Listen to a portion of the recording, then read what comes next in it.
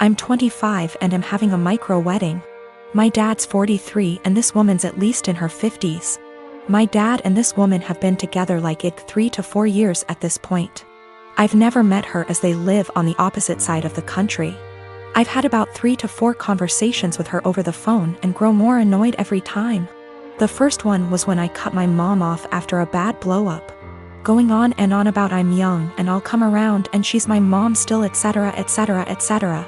The second was last summer. I was 8 months pregnant and my car was impounded BC of the insurance company. It was resolved. I called to let my dad know, not her, and she kept going in circles repeating that we need to get it cause it accrues fees.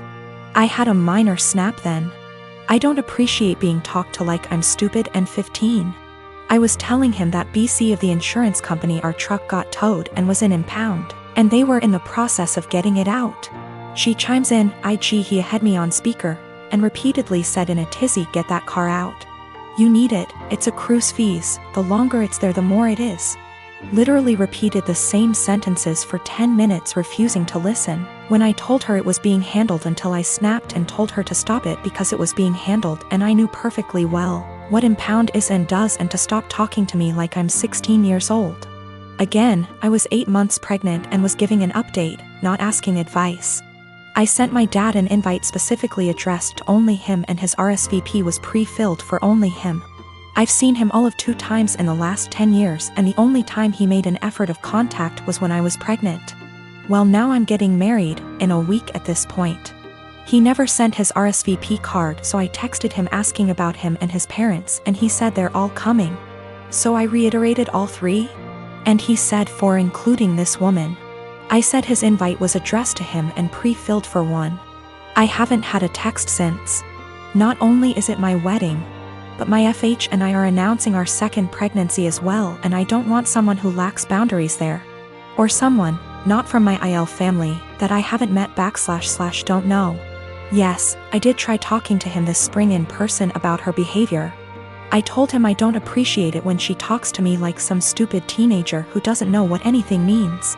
I don't call for advice, I call to give updates. I didn't need or appreciate the consistent repeating of information I had made clear I already knew. He told me she's just motherly and I told him that's great for her. But I'm not her child, I'm not her friend, and I don't need another mother. I have 3 and didn't need another one. I'll be sending a message tomorrow asking if he's coming or not and if he won't go without her that's fine. Just don't come at all and I'll send a Zoom link that ends promptly after the ceremony. It's my wedding and I just don't want her there. If he doesn't want to go without her that's fine, I'll send a link to the stream for those who couldn't be there. My brother and I do not get on. When we were younger he'd go out of his way to make my life a living hell. To my parents' credit they did tell him off for it when they caught him, but they both worked long hours and didn't have the energy to deal with our arguments. This continued into adulthood.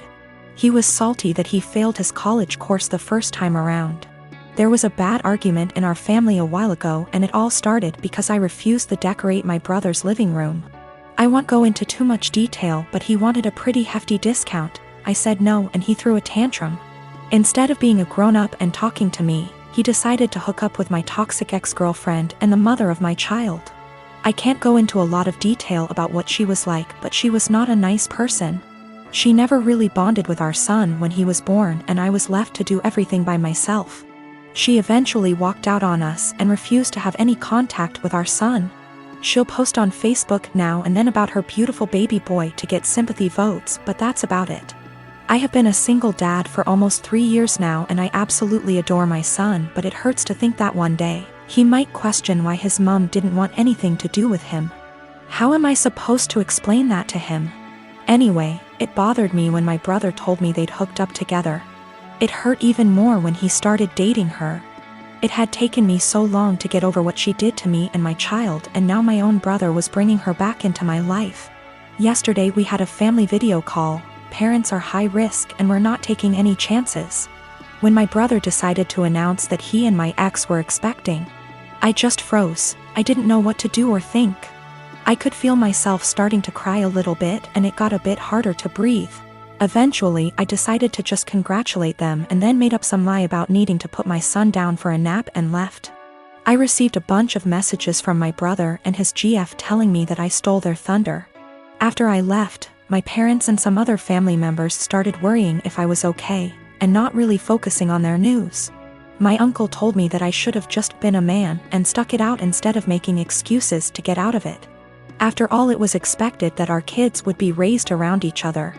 I feel like maybe I shouldn't have left the call, but at the same time it would have been worse if I'd stayed and had a full-blown panic attack in front of everyone. Some of the family members are split and have argued that I won't be able to avoid my brother and his family forever, but others believe I was in the right to leave that situation. I don't know what to think. My parents aren't happy, but they don't have the energy to deal with all the hassle my brother would cause. They actually cut him off for a little while when he started dating my ex, but he phoned them constantly and, again, can't go into much detail, but he said he'd do something not so good. They keep him at arm's length, but I have told them not to cut contact because of me. If they want to cut contact on their own accord, then that's fine, but I do not want to be the reason that they have to deal with his tantrums. The rest of the family, for the most part, weren't happy about it but accepted it, or pretended to. When they started getting a bit more serious, my uncle, who told me to be a man, thought it was funny. That's just the kind of person he is.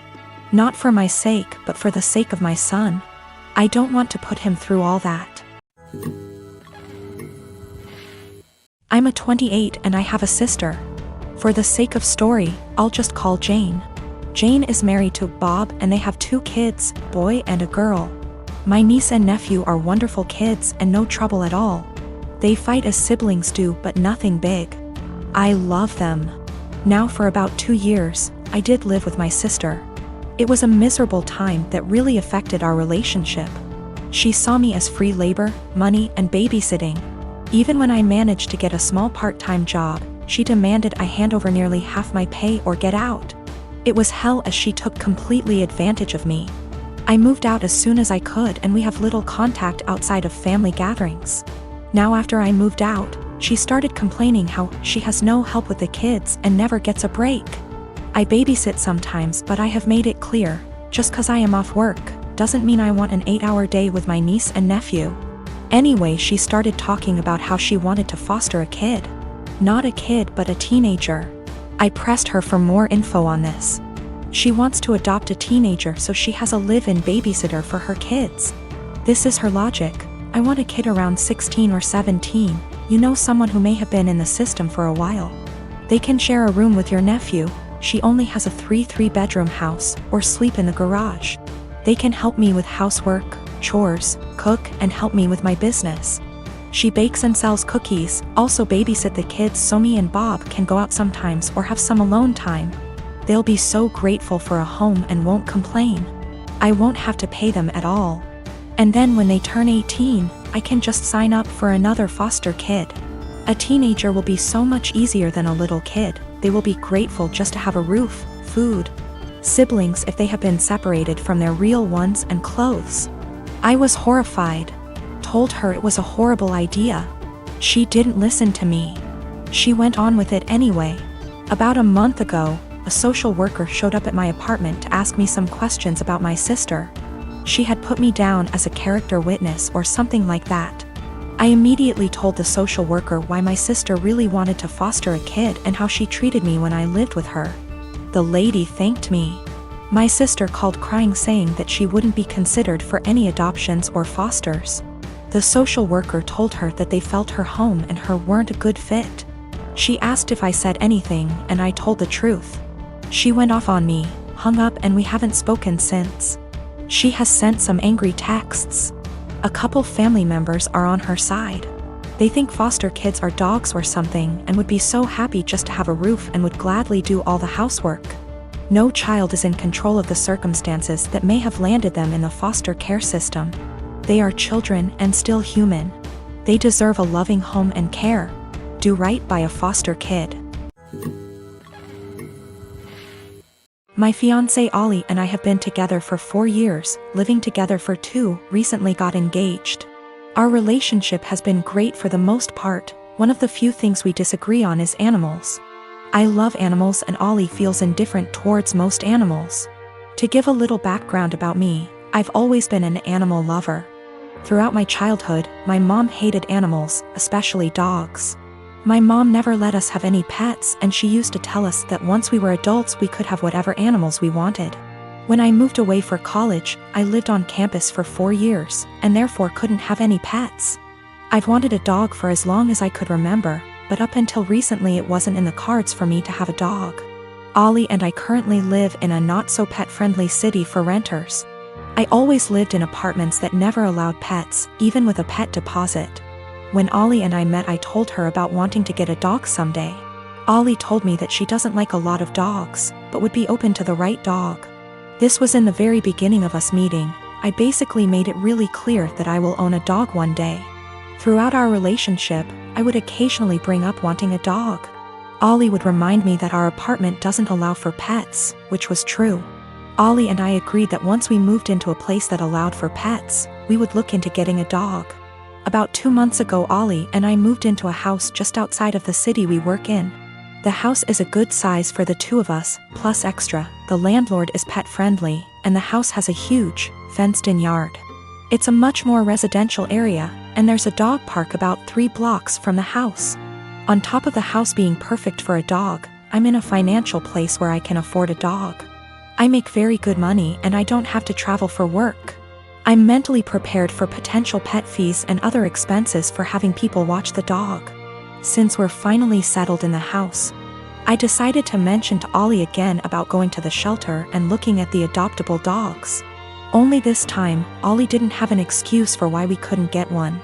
After a few weak excuses, sometimes we go away, Ollie broke down and told me that she doesn't want a dog.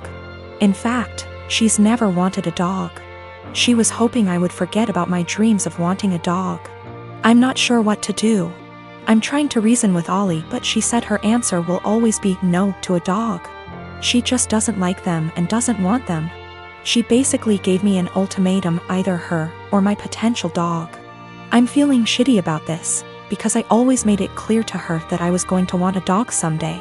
I feel like she was banking on something unrealistic, and now she's putting me in a lousy spot.